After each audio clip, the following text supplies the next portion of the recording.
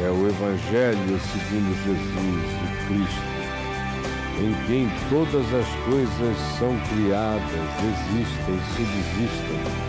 Ele que é a expressão exata do ser de Deus e que disse: quem me vê a mim, vê o Pai. Hoje eu vou começar lendo um salmo, o Salmo da Lua, o salmo lido por Neil Armstrong, quando pisou na Lua, Salmo 8, que eu assistia em 1969, com 14 anos de idade, na casa do reverendo Antônio Elias. Assistíamos, eu, ele, a esposa, Dona Maria José, e alguns dos filhos, olhando o homem pousar na lua. E logo depois veio a leitura do Salmo 8. Senhor, Senhor nosso, quão magnífico em toda a terra é o teu nome. Isso ser lido da lua olhando para a terra deve ser indescritível, pois expuseste nos céus a tua majestade. Da boca de pequeninos e crianças de peito, suscitaste força por causa dos teus adversários para fazeres emudecer o inimigo e o vingador. Tu usas o louvor das crianças. Quando contemplo os teus céus, universo, obra dos teus dedos, e a lua, ele na lua, lendo sobre a lua, e as estrelas que estabeleceste, eu penso, diante de tanta grandiosidade, que é o homem para que dele tu te lembres? Quem é o filho do homem para que tu o visites? Para que tu te encarnes entre nós? No entanto, tu o fizeste só por um pouco menor do que tu mesmo, menor do que Deus, e de glória e de honra o coroaste, com glória e honra cósmicos. Deste-lhe domínio sobre as obras das tuas mãos, no céu e na terra, e sob seus pés tudo lhe puseste no chão planetário, ovelhas e bois todos, e também os animais do campo, as aves do céu e os peixes do mar, e tudo que percorre as sendas dos abismos nos mares. Ó Senhor, Senhor nosso, quão magnífico em toda a terra é o teu nome. E esse salmo nunca mais foi o mesmo em mim desde os meus 14 anos de idade, ouvindo-o ser lido da lua, para este planetinha, para mim, com a minha consciência, que ficou profundamente impactada com o significado da leitura bíblica feita da lua, como parecia que ela tinha sido feita para ser lida da lua. De tão extraordinária que é a poesia, o cenário, o encantamento, o choque sublime que toma conta do coração. Por causa disso, eu tive vontade de fazer uma leitura bíblica aqui em 1 aos Coríntios, no capítulo 3 de 1 aos Coríntios, a partir do verso 18. Guarde o eco da lua, do Senhor, Senhor nosso, quão grandioso em toda a terra é o teu nome, e nos céus, e nos mares, de onde eu consigo olhar, daqui da lua, que coisa espetacular, tu és sublime, E aí, numa espécie de Salmo 8 da carta de Paulo, primeira carta escrita aos Coríntios, no capítulo 3, do verso 18 em diante, Paulo diz, preste atenção, hein? Paulo diz, ninguém se engane a si mesmo, não se engane, não entre em processos de auto-engano. Entenda o que você não pode deixar de entender, para que você descubra qual o seu significado de ser, de existir, por que você está aqui, para o que você está aqui. Não se engane, não fuja disso, não se evada. Constate, ative a sua consciência sobre o seu próprio significado. Isso muda tudo. Ninguém se engane a si mesmo. Se alguém dentre vós se tem por sábio, se acha o máximo, se acha acima de todas as médias, se acha genial, aqui conforme os padrões, os QIs e os QEs, os coeficientes de medição de inteligência deste século, desse aeon, desse tempo. Então eu digo, pare de se enganar. O que você tem que aprender é a se fazer de bobo para se tornar sábio. Porque se você tentar se tornar sábio segundo a sabedoria desse mundo, você vira idiota. Mas faça-se de simples, de estulto, para que você de fato então se torne sábio. Mantenha-se aberto para aprender, para aprender, para aprender. Nunca se tenha por entendido. Porque há infinitamente mais que você não sabe do que o pouco que na sua presunção você julga muito e pensa que sabe.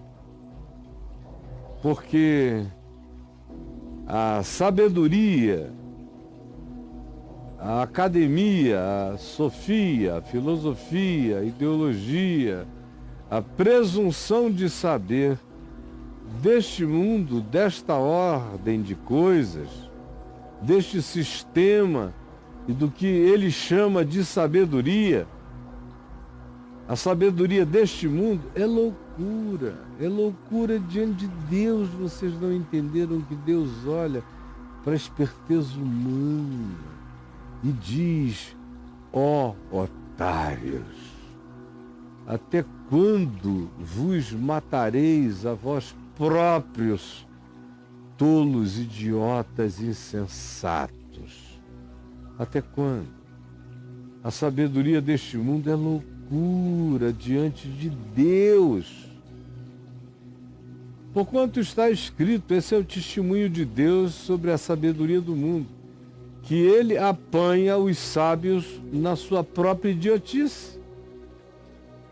E ainda mais, outra vez se diz, o Senhor conhece os pensamentos dos sábios, conhece todas as filosofias deles, é claro. Eles pensam até os seus equívocos são pensados em Deus, eles são em Deus. Claro que o Senhor conhece o pensamento daquele que se tem por sábio e entendido. E o Senhor Deus decreta que os pensamentos dele são todos pensamentos vãos. Vão de vácuo, de abismo, de gap, de buraco, de vazio. O Senhor conhece os pensamentos, as filosofias, ideologias, ciências da presunção daquele que pensa que entrou aonde nem Deus percebeu. E o Senhor decreta e declara que esses pensamentos não têm conteúdo, não têm significado, não atingem o sentido da existência e não dão significado ao viver. São pensamentos que só produzem vazio, vãos.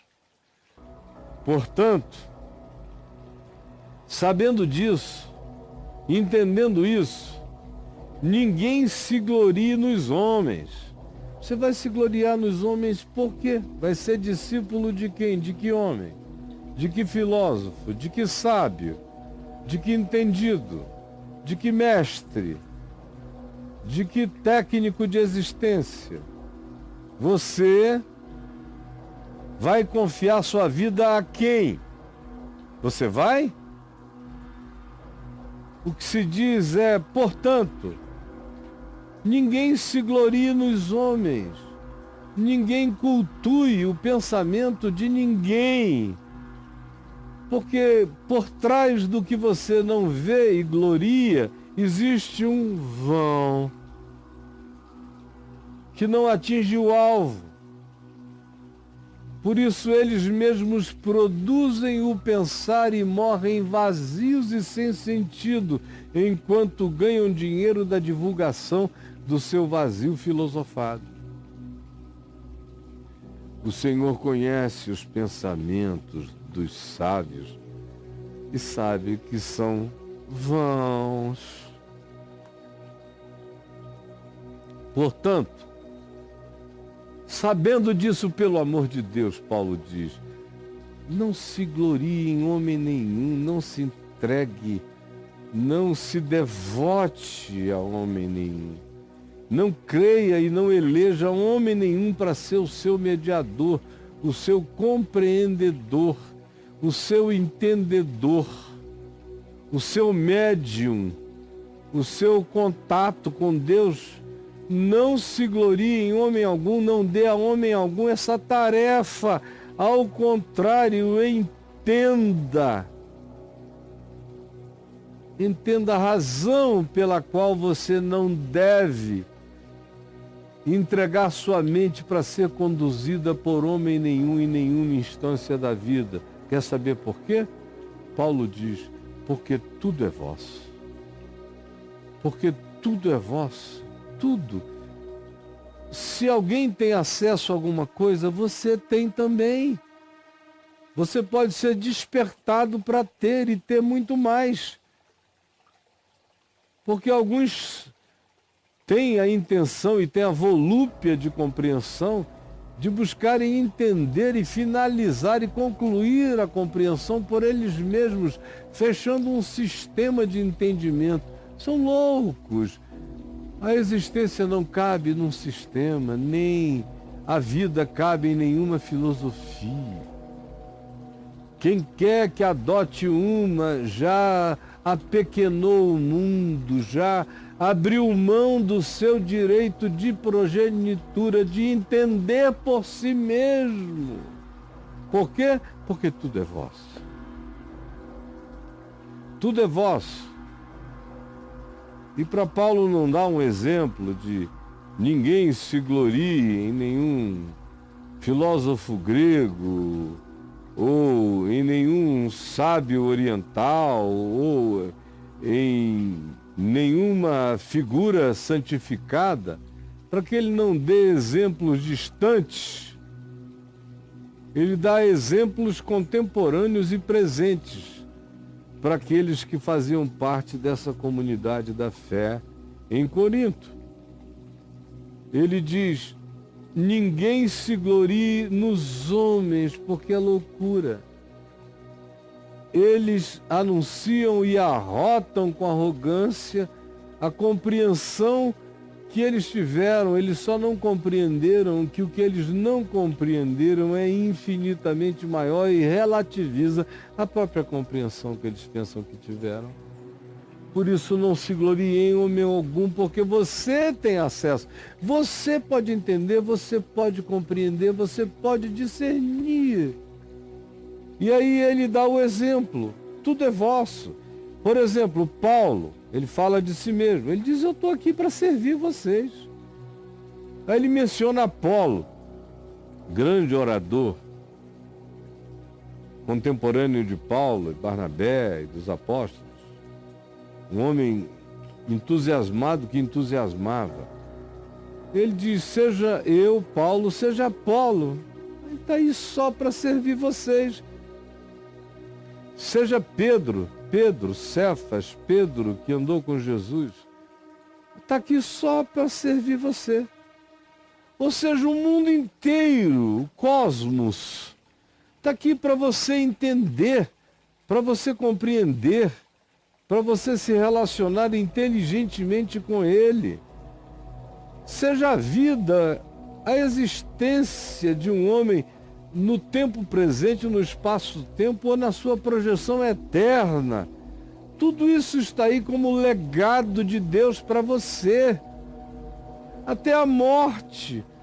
Não mata mais, não se apavore com ela só redimensiona você, fecha os olhos para cá e abre os olhos para aquilo que você nunca veria enquanto esses olhos tivessem a presunção de enxergar. Tudo isso foi feito para você, até a morte está a teu serviço. Sejam as coisas presentes.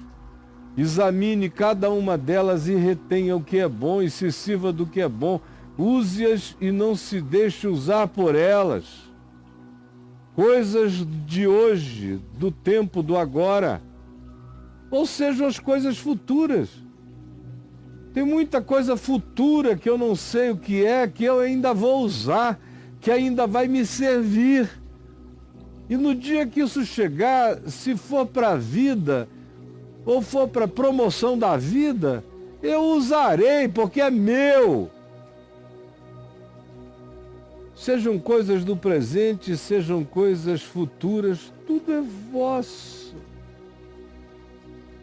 O mundo, a comida, a bebida, as estações, a alegria, o prazer, a sensibilidade, a sensorialidade, a alegria, os vínculos de amor, o ativamento da consciência em todas as dimensões possíveis, tudo isso é vosso. Não há limites. Os homens que vocês acham mais extraordinários, se tem alguma coisa, é serviço a oferecer. O universo que te abriga, que te encanta, te desafia a conhecer.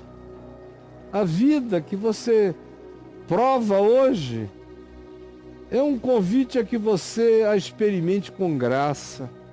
A morte virou apenas uma porta dimensional. O convite dela é para que você não a tema, ela não mata mais. As coisas do presente, para que você se contextualize no seu tempo, no seu dia, na sua hora. Examine todas as coisas e retenha só o que é bom. As coisas do futuro, do mesmo modo, tudo é vosso. Usem sem medo, usem com ação de graças, usem com sabedoria, usem no temor do Senhor. Tudo é vosso e vós de Cristo e Cristo de Deus. Você está dentro de uma escala de inclusão incomparável. Tudo que existe, existe em Deus. Mas você faz parte daquela dimensão da criação que tem uma relação pessoal com Deus. O sol não chora quando tem uma grande explosão solar. A lua não grita quando um meteoro bate lá. Júpiter nunca teve uma crise existencial por ser tão pouco sólido e tão gasoso. O universo não está alinhado com Deus do jeito e do modo que você está alinhado na linha da semelhança divina, da imagem e semelhança, da pessoalidade, da relacionalidade consciente. Tudo que existe, todos os universos, todas as existências existem em Deus. Mas só aqueles que são dotados de consciência de si é que a eles se pode dizer: tudo é vosso. Vós de Cristo, que é aquele em quem todas as coisas existentes foram criadas. E Cristo é de Deus, que é o mistério absoluto e indisponível, que ninguém jamais viu ou verá. E o único que conheceu é aquele que revela a sua face e expressão completa. É Cristo Jesus, a expressão exata do ser de Deus. a imagem do Deus invisível, o primogênito a ser visibilizado no universo antes de toda a criação, porque ele também é o Cordeiro imolado antes da fundação do mundo. Tudo é vosso. Isso muda a cabeça do indivíduo para sempre. Quando você tem esse olhar, acaba o obscurantismo, acaba a presunção, acaba a arrogância, acaba a soberba. Vem uma adoração natural o dia inteiro, o tempo todo. Vem uma gratidão extraordinária de ser um Deusinho feito à imagem e semelhança de Deus. Em Cristo, um pequeno Cristo, no útero, no ventre eterno do meu Pai que está nos céus. Tudo é vosso. Futuro, presente, vida, morte. Os seres mais extraordinários estão aqui a seu serviço, porque tudo é vosso. Sejam as coisas do presente, sejam as do porvir, seja a vida, seja a morte, seja o cosmos, seja qual seja a dimensão do universo, sejam os homens mais quebrantados diante de Deus, com lições sérias e sinceras a dar, são ainda vossos servos. Tudo é vosso. Aprendam, cresçam, aproveitem, despertem, acordem. Ativem-se em todas as dimensões das possibilidades no espaço-tempo, porque na eternidade não haverá limites. Porque tudo é vosso. Então você vai ter medo de quê? Você vai pedir permissão para entrar numa cachoeira só porque tinha um despacho lá? Tudo é vosso. Eu posso ser levado para qualquer lugar do universo que eu vou saber que estou visitando o quintal daquele que me criou. Tudo é vosso. Eu sou filho dele. Eu sou herdeiro dele. Tudo é vosso. E Cristo fez com que até aquilo que podia ser o meu pavor maior desaparecesse. A morte morreu em Cristo. A morte é minha, a morte é um portal dimensional, tudo é vosso. E vós sois de Cristo, e Cristo é de Deus. Gozem eternamente. Tudo é vosso, e vós de Cristo, e Cristo de Deus. Senhor, ajuda-nos a entender o que essa palavra do teu poder, esse apocalipse de heranças e possibilidades, o que isso tudo pode despertar, acordar, ressuscitar, ativar em nós no sentido da plenitude que se possa alcançar, em libertação e em gozo de ser e de existir. É o que eu desejo para cada um dos que estão me vendo agora e que me verão em qualquer outra hora. Que a tua palavra se torne irresistivelmente poderosa e convença e esmague a nossa presunção e nos quebrante para que tenhamos vida, porque o teu poder, a tua inteligência, a tua compreensão, a tua sabedoria se aperfeiçoam na fraqueza. Em nome de Jesus. Amém e amém.